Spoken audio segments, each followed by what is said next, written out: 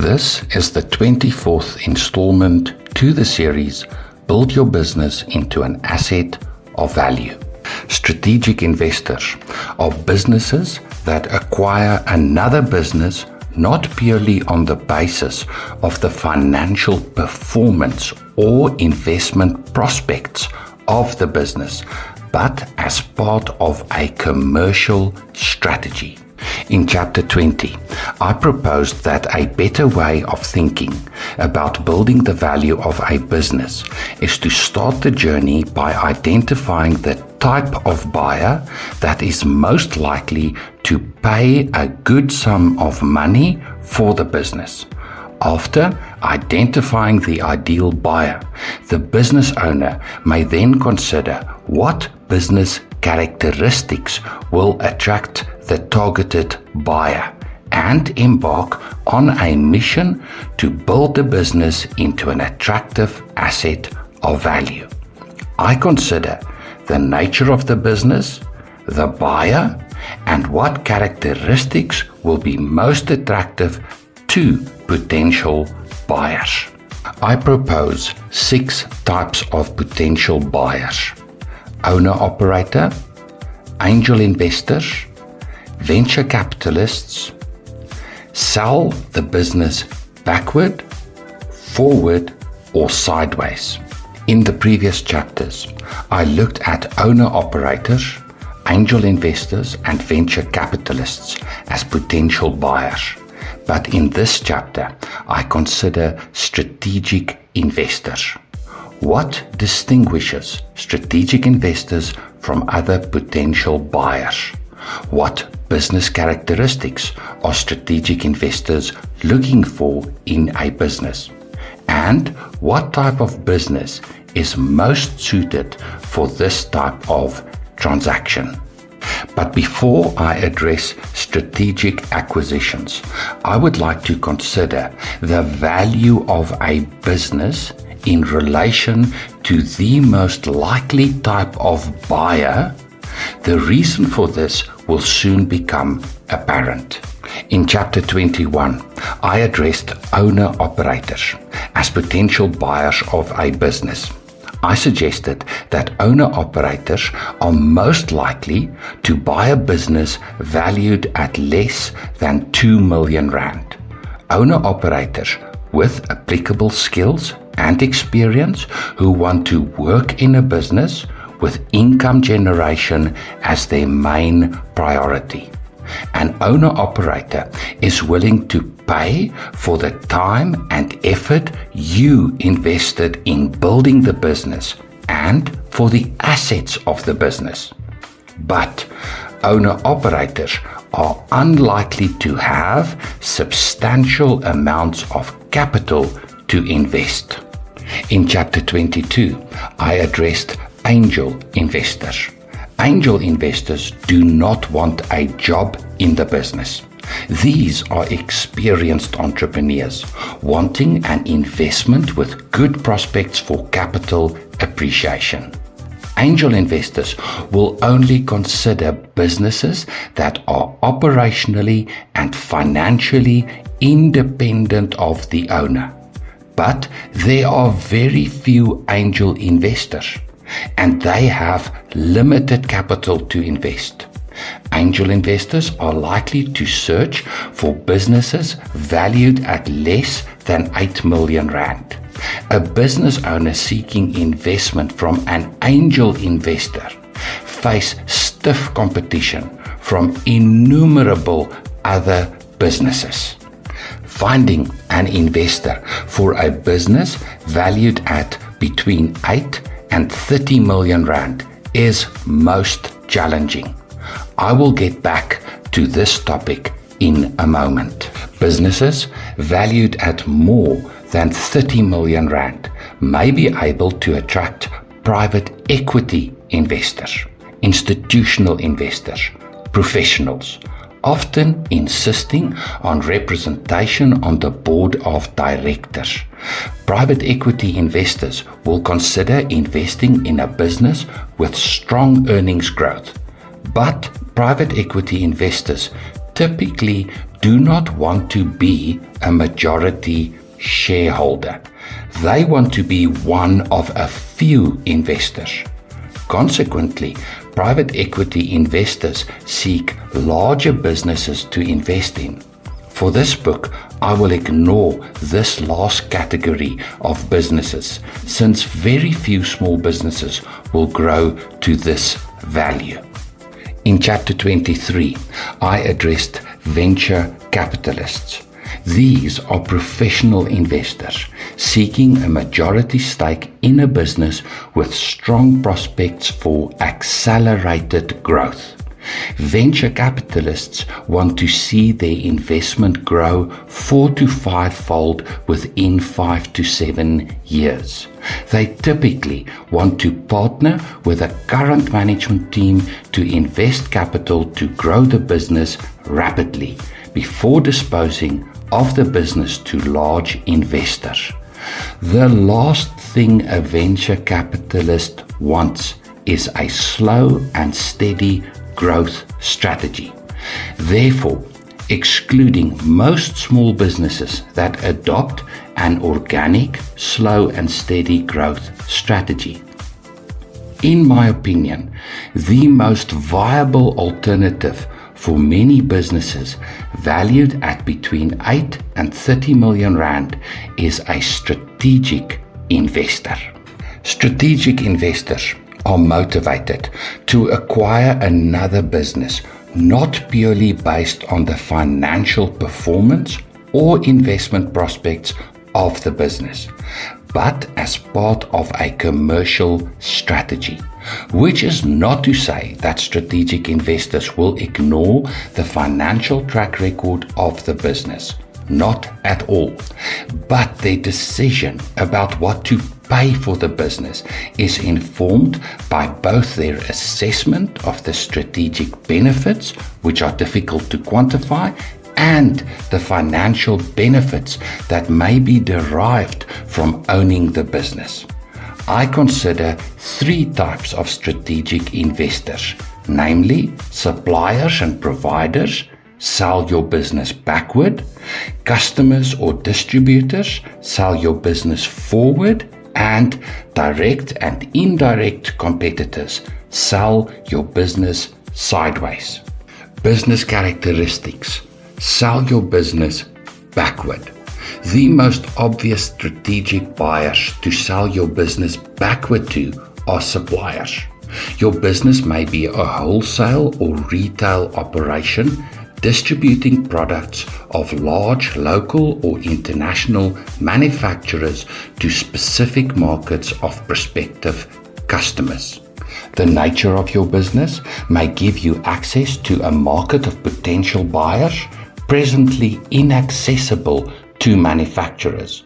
Your business may become an important distributor from which the manufacturer derives a substantial portion of its sales revenues. Manufacturers may be persuaded to buy your business to secure access to the market. The fear of losing access to the market to a competing manufacturer may motivate the buyer to offer you a competitive price for your business. The challenge is to gain the recognition of the supplier as a valued partner. You may accomplish this in a variety of ways. Sales volumes. Nothing gets you more attention than moving a lot of stock. Become a distributor of importance to the suppliers. Protect their reputation. Any business that uses third parties, distributors, to sell their product runs the risk of misrepresentation. Treat your supplier's product as your own and protect their reputation as best you can. Integrate supply chain processes. All businesses aim to predict demand for their products. By integrating your processes with a supplier, you can provide information about demand and in doing so become a valued partner to their business. Share market information You are closest to the end user, the customer. You see new trends emerging before your supplier. Become a valued partner by sharing relevant information. Support product development. You understand your customers' needs better. You know what features customers desire and will value. Share information with suppliers that can contribute to product development. The nature of the business. Suppliers take on many forms.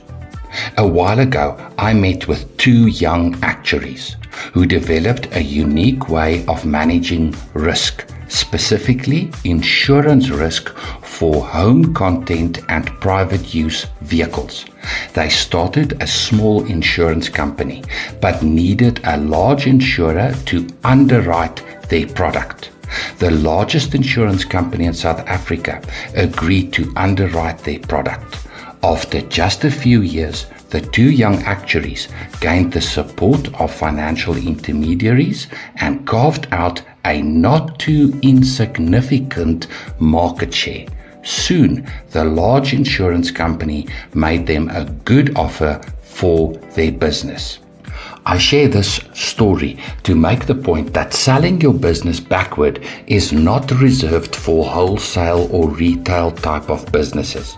I am sure that there are many opportunities where suppliers, service providers, and collaborators may be prospective buyers of a business.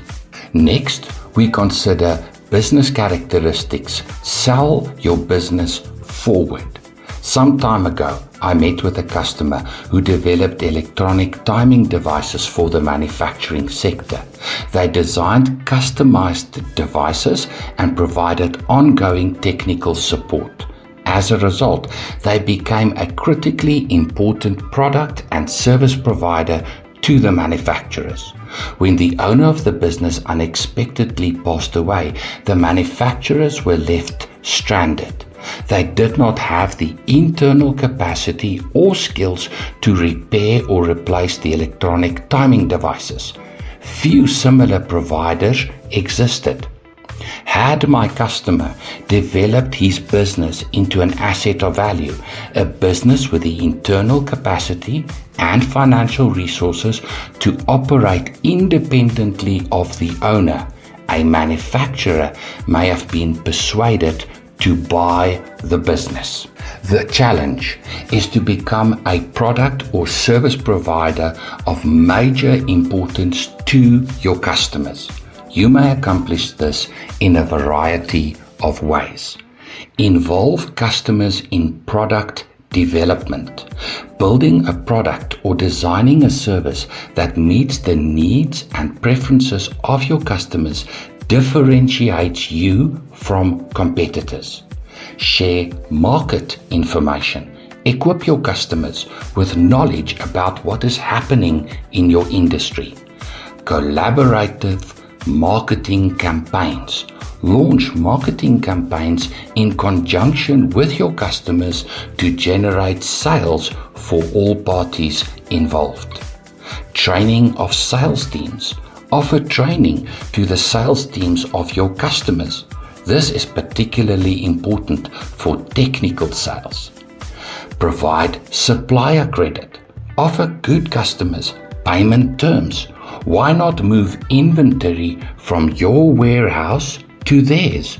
More so if the stock is lying passively in your warehouse. Integrate supply chain processes.